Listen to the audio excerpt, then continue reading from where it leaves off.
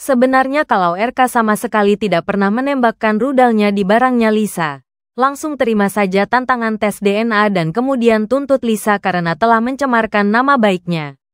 Seharusnya sesimpel itu, gak usah pakai persyaratan macam-macam. Tapi yang terjadi malah sebaliknya.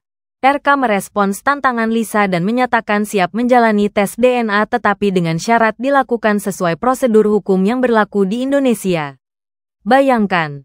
Untuk memenuhi syarat Ridwan Kamil, Lisa minimal harus melalui pasal 43 Undang-Undang Perkawinan serta pasal 284 dan pasal 1865 serta pasal 1868 KUH Perdata. Tanpa langkah ini, tantangan tes DNA tetap tidak mengikat secara hukum, dan Ridwan Kamil tidak wajib mematuhinya. Jika Lisa serius, ia harus segera mengambil jalur pengadilan.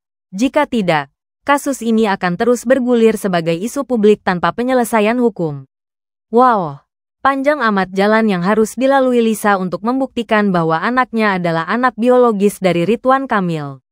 Yuk kita bahas bunyi pasal-pasal yang disyaratkan Ridwan Kamil.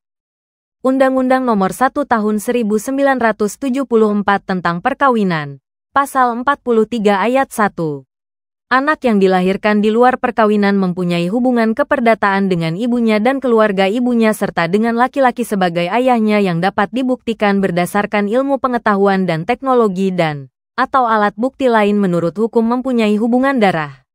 Pasal ini menjadi dasar utama bagi Lisa untuk mengklaim bahwa anaknya memiliki hubungan hukum dengan Ridwan Kamil jika terbukti secara biologis melalui tes DNA.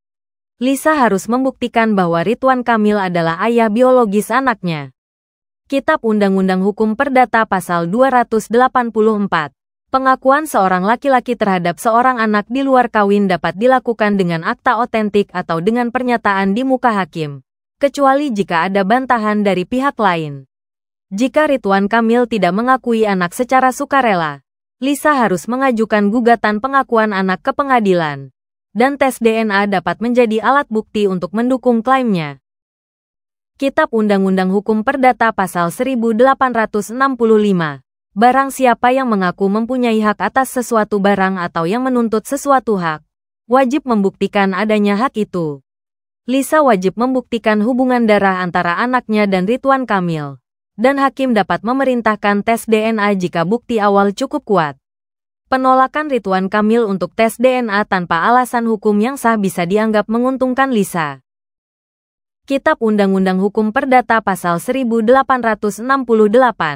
Alat bukti terdiri dari tulisan, keterangan saksi, persangkaan, pengakuan, dan sumpah. Tes DNA masuk dalam kategori persangkaan atau bukti ilmiah yang diakui hakim sebagai tambahan alat bukti modern. Meskipun tidak disebut eksplisit dalam pasal ini. Gimana guys? Ridwan Kamil secara sengaja mempersulit langkahnya Lisa untuk tes DNA atau mungkin kalian punya alasan lainnya?